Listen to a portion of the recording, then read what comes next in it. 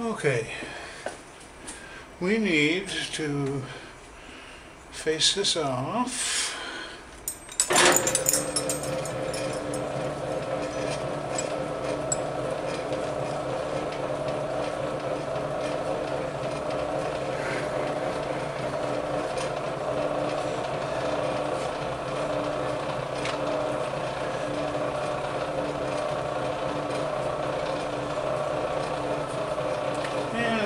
Feed to go in the right direction.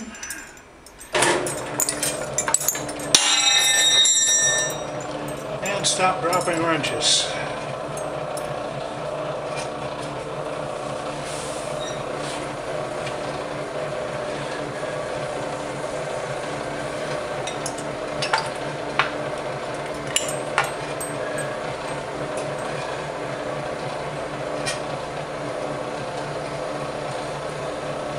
Taking pretty light cuts, got a lot of stick out.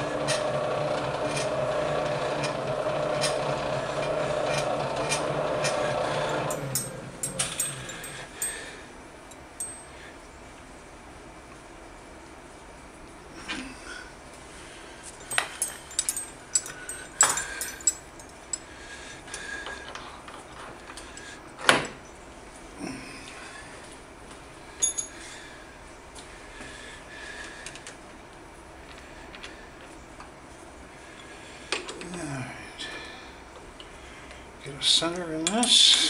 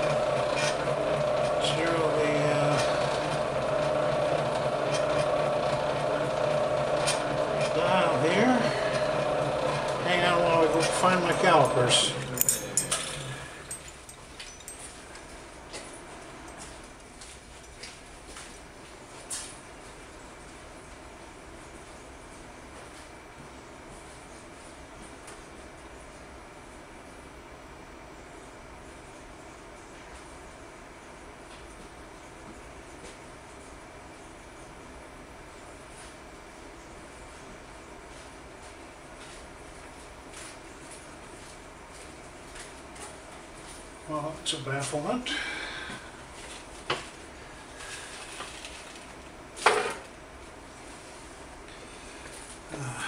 There they are. All right.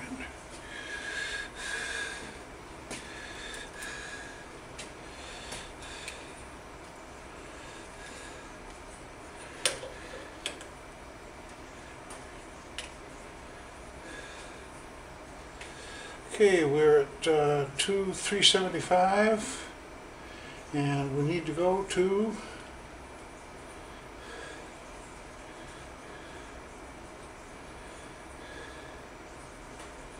60 millimeters, which is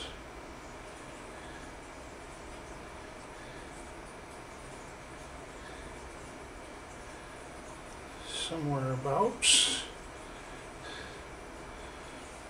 2.362. Okay, so we're at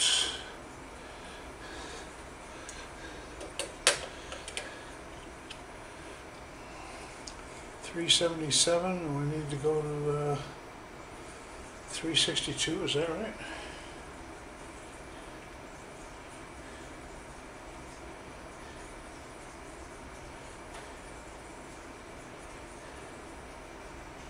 Yep, 375, need to go to 362, need to take off 75, 62, 13 thousandths.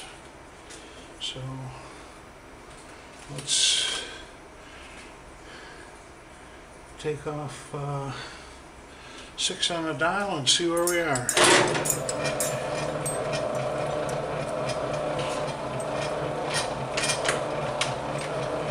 And reverse the direction of rotation. You would think that feeding toward the clutch and feeding toward the center line would be on the same tumbler setting and not have to switch it every time you switched between. But that's the way South Bend lathe is. So let's cut this back for, I don't know, a little over a ½ inch.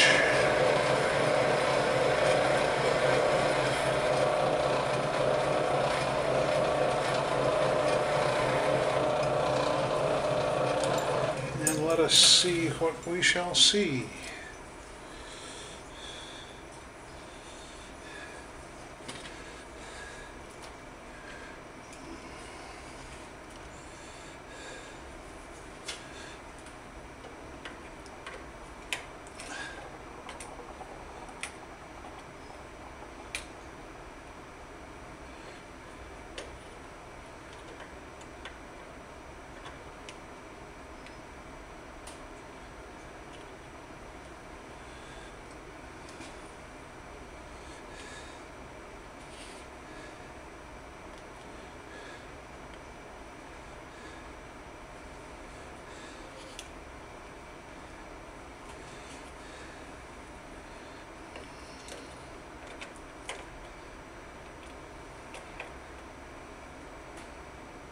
And that just about does it.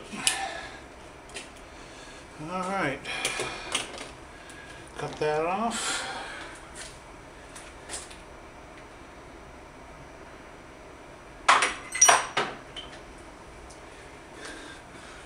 Lots of stick out.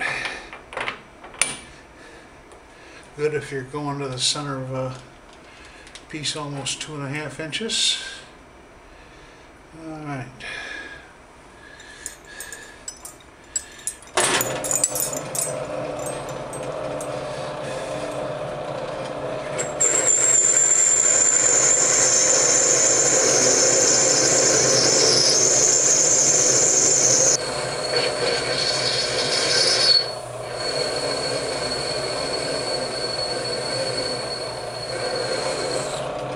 Give things a few seconds there to cool off.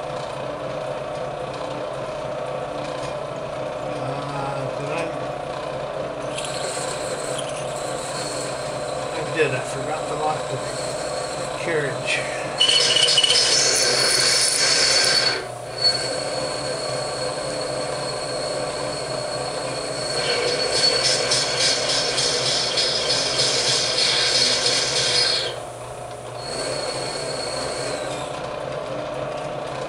strong here.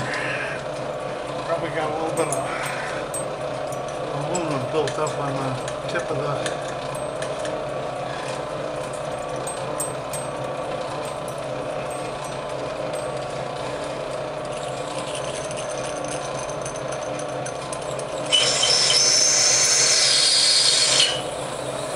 maybe it calls for a little WD-40 in there.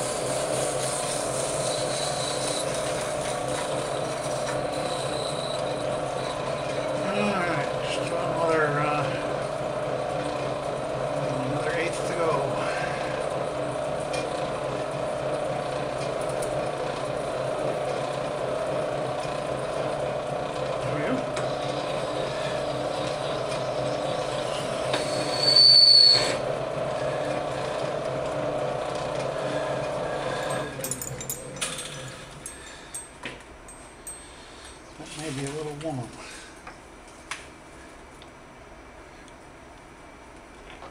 Yep. Alright. Fairly nice finish. Set that aside. And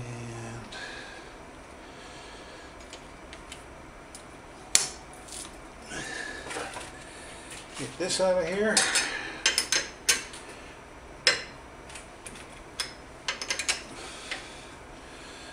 I would say one. Yes.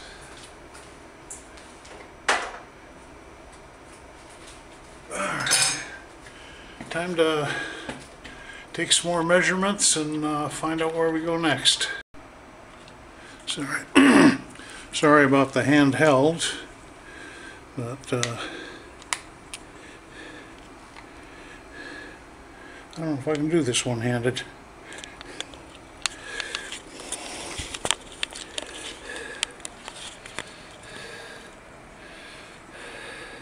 I can't. I'm gonna have to set the camera down.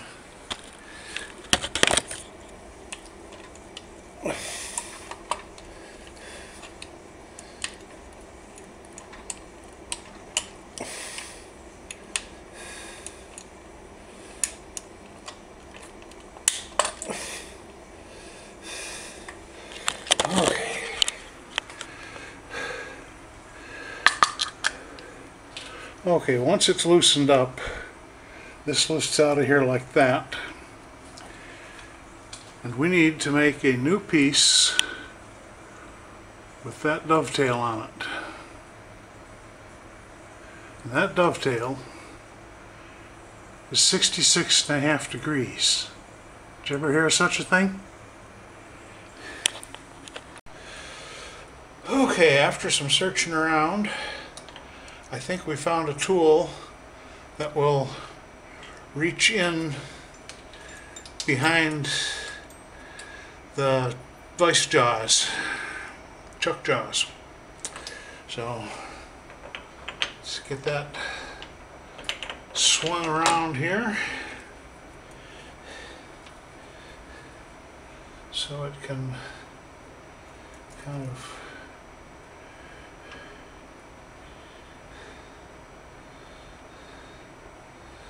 well, that don't look good either.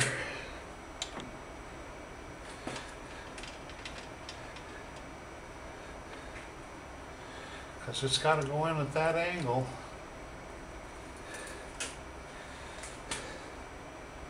Nope, I got to find an other-handed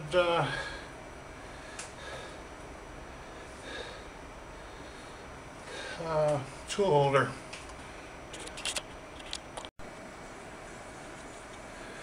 Well, after any number of opportunities to have a visit from Bozo, I think I have finally the right tool geometry, the right tool position, the right compound angle setting. Let's back this off, spin this by hand, put the belt on the pulley, fire it up, and we shall begin to take us a cut.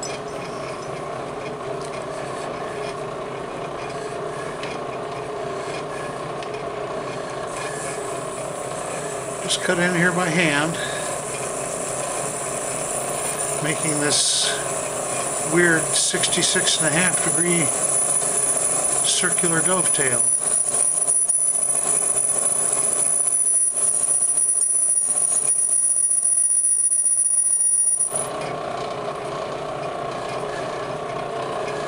And we need to take several passes here.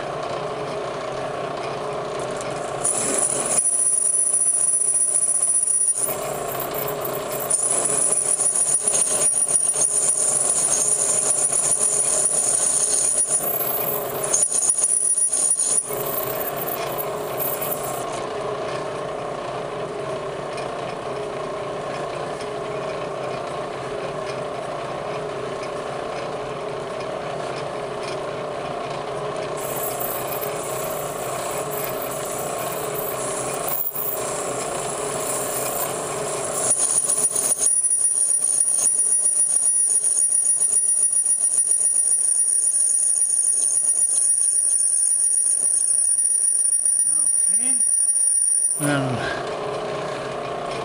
come out this way, and I think we are about set. All that fuss just to get that dovetail on there.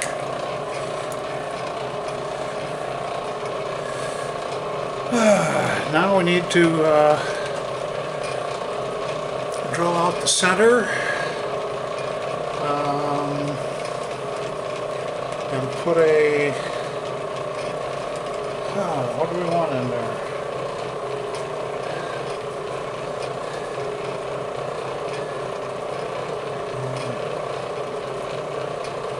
.5/16 18, I think. Better go look it up.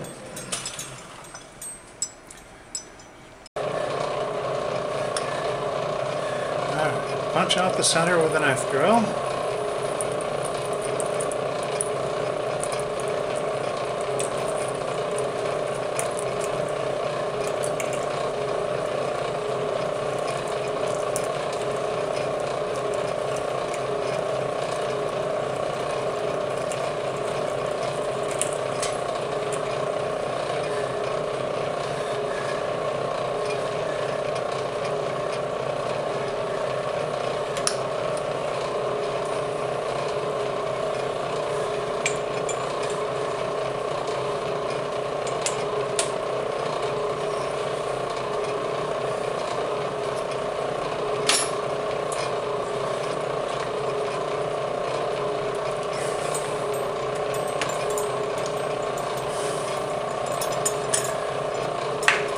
And using this rather clever tap holder,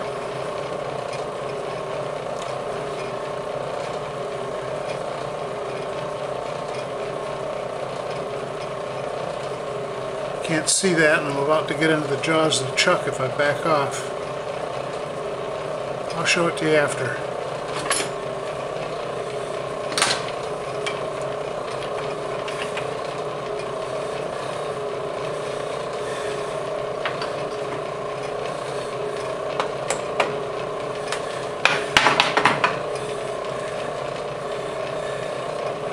And we'll do what several people have done. That is to shut it off and let the momentum start it. And then we can follow up manually with little cutting oil here. I do like my dark sulfurated cutting oil.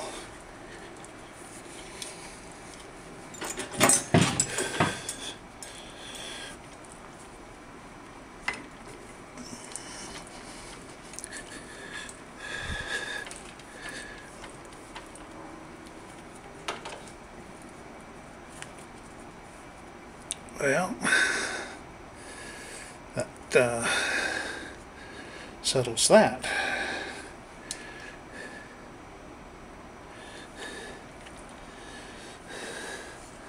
Must have been a little bit of grease on that taper.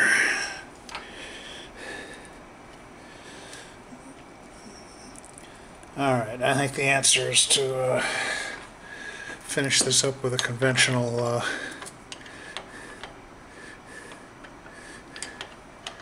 where is it? There we go.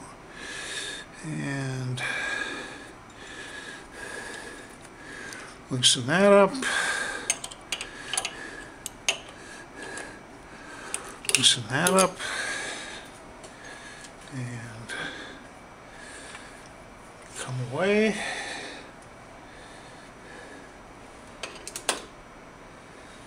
And let's go get a regular die stock or possibly a little prison wrench. The camera is definitely in the way here.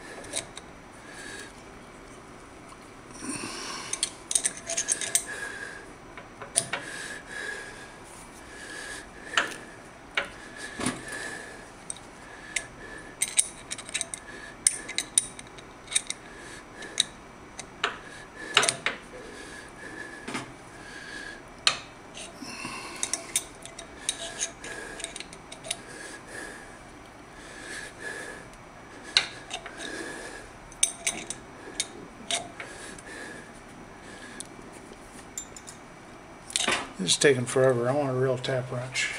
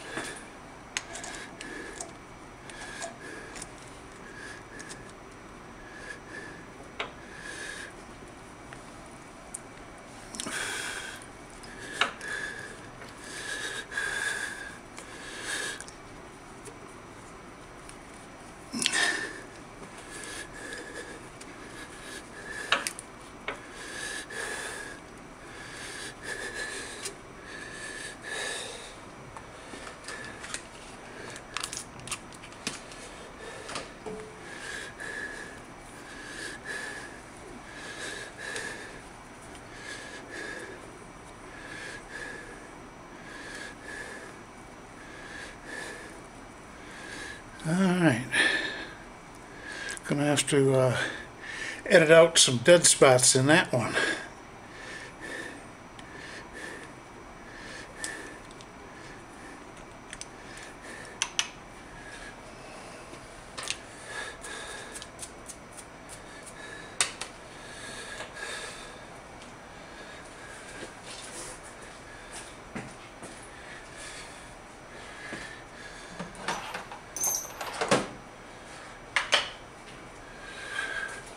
Alright, I think we can take that out of the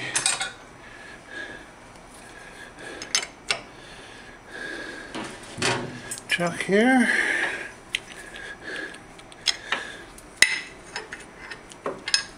Disengage the back gears, also known as spindle lock.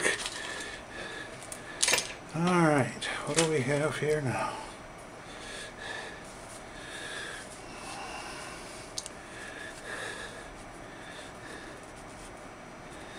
We have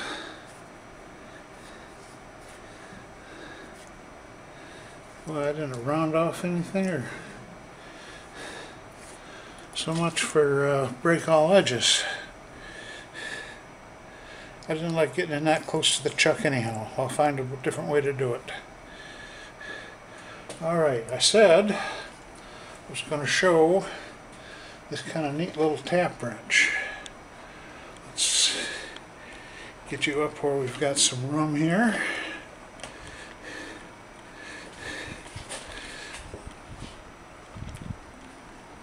And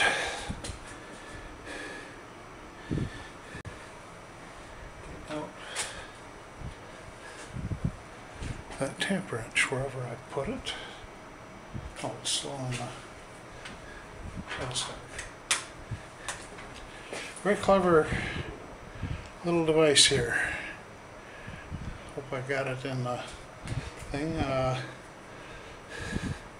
Right and left hand threads here clamp down on the square tail of the tap, and then a little 3-jawed collet closes on the shank. So it works pretty nice.